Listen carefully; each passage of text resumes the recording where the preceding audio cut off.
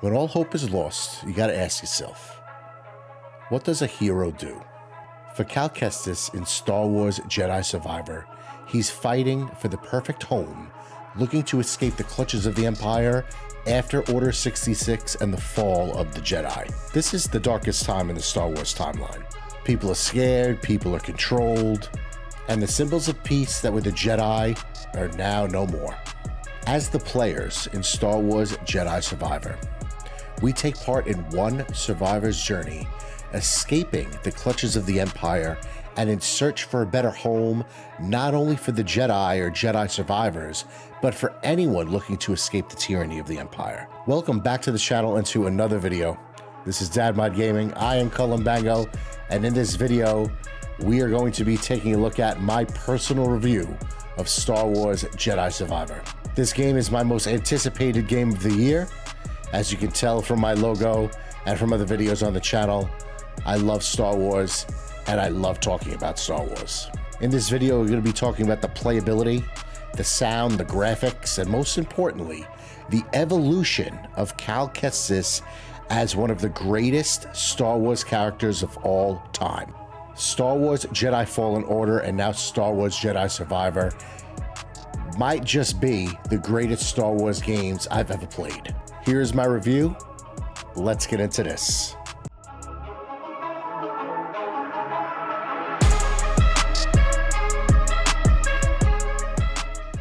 Okay, I am so pumped to review this game. This is my most anticipated game for 2023. Star Wars Jedi Survivor. I love the title of the game. I love the title of the first game, Fallen Order, which was another phenomenal game. And this sequel is the perfect sequel to continue that story. Cal Kestis is a phenomenal Star Wars character. The events of his life are taking place in the darkest time of Star Wars, as far as I'm concerned. It is a very tyrannical time. It is a very dangerous time. The events of this game, of the first game and now the sequel, take place after Order 66. Order 66 was the direct order from the Emperor to annihilate the Jedi and hunt down the Jedi across the galaxy. Cal Kestis was a young Padawan when this happened. He was a young child at the time. His master was killed, and since then, he's been on the run. He's slowly had to survive, and this ultimately has been a story of survival since the beginning. But let's talk about the setting real quick. The game opens up, you're flying over Coruscant. Even the feeling you get from Coruscant, you know something is not right. Yeah, sure, the planet, the citywide planet looks busy. People are going about their business, but the Empire is there. You see that they're in charge, and, you know, the game lets you know right off the bat that the Emperor made the Jedi Temple his palace. So if that's not a big slap in the face to the Jedi that the Sith has overcome them, I don't know what else is. In my view, the events after Order 66 is the darkest time in Star Wars because peace is stripped from the galaxy, okay? The Jedi being hunted by Darth Vader and his Inquisitors are a symbol of hope being lost in the galaxy, and hope is the central theme of Star Wars. When you take peace away, when you eradicate the peacekeepers, your hope for survival, your hope for enduring bad times doesn't exist. It's fleeting. It's gone. So immediately, we the players have that feeling when the game opens. And now we are introduced yet again to Cal Kestis. I absolutely love Cal Kestis. I think he is a phenomenal character. He is a phenomenal Star Wars character. And what I really, really appreciate in this game, and I was hoping they were going to do this, and they really knocked it out of the park, was we see the maturity of Cal Kestis from the Padawan to the Jedi Knight. You know, in the original Star Wars movies, episodes 4, 5, and 6, the original trilogy, the Jedi were just kind of talked about, you know, and when I saw those movies as a kid, I always kind of wondered what the Jedi were really like. And then the prequels came out, and you got to see what the Jedi were really like, and I thought they were awesome. I didn't meet anyone, even if, you know, I had friends who weren't Star Wars fans and they would see a Jedi Knight in action and they thought it was awesome. I mean, there's nothing to not like about a Jedi.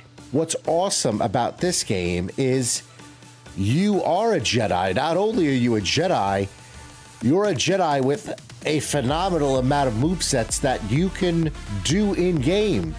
The things that Cal Kestis does in this game, I think he's the most acrobatic, skilled video game character I've ever played. It's just so much fun to play him in the game because of the skills that he can do. Whether it be force powers, whether it be dueling with a lightsaber, the guy does it all. And what I was really hoping for in this game, he had that in Jedi Fallen Order, but now in Jedi Survivor, he's developed this grittiness to him, okay? There's a lot of grit. My New York accent, you know, it says sometimes words don't sound right. The grittiness of Cal Kestis is now profound in Jedi Survivor. And that's what I was hoping for, and that's what they delivered. I mean, immediately from the jump, you see the maturity in Cal Kestis. He starts off the game, it looks like he's captured, and that was all part of his plan, okay? It was a trap for this senator, and Cal lets him know it was a trap. Check this out.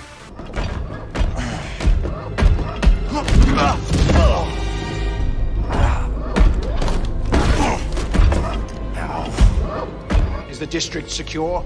Yes, Senator. It better be. Ada's dogs are always sniffing about. The renegade Jedi Cal Kestis. You have made quite a name for yourself. Sabotaging weapons depots, disrupting supply lines, flaunting this for everyone to see. The failed coup on Norset. That was your doing, wasn't it? What do you want, Senator? A confession? Or maybe I'll just use this! Your master's lightsaber.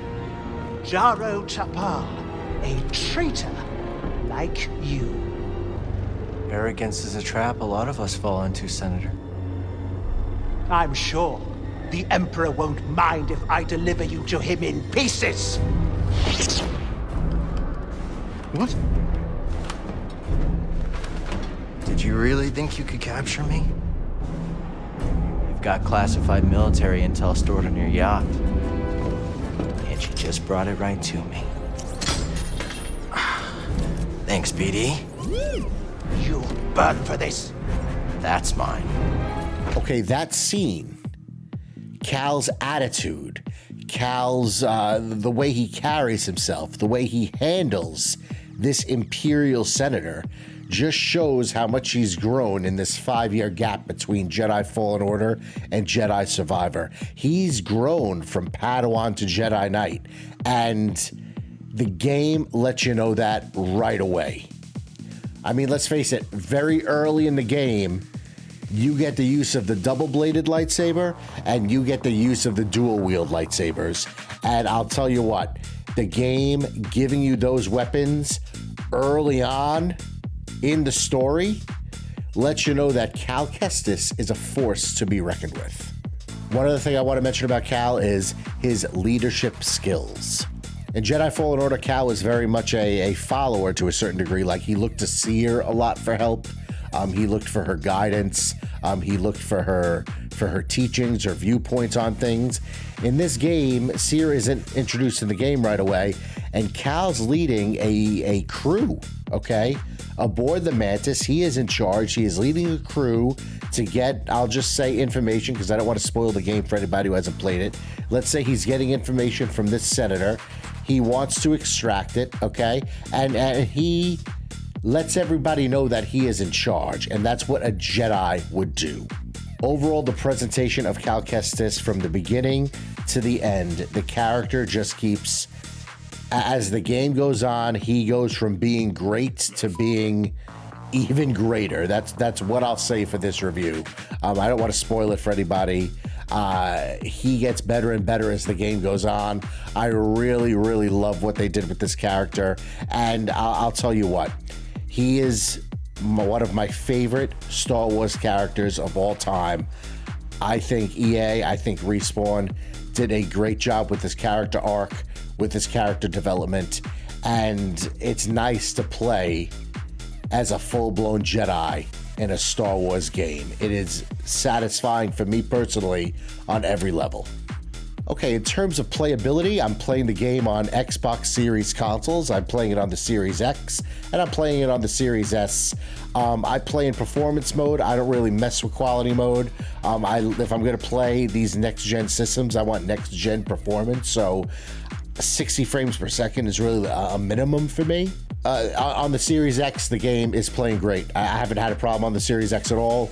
Loading times are slightly slower than I would like, but I mean, I'm used to loading screens. I come from the time of long loading screens, okay? So the game loads pretty quick. Loading's not really an issue. I've heard people talk about frame rate dips and everything like that. I'll tell you what, folks, I feel the difference is 60 frames per second.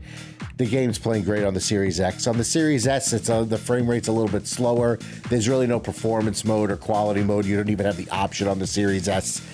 The game plays great on both consoles. I did have one time on the Series S where the game crashed and actually shut my system off, so you should be aware of that. But other than that, I just turned it back on and it was fine. Really no performance issues on either console, and it's been a really, really fun experience on both the X and the S. One thing worth mentioning is that there's some stuttering going in and out of cutscenes.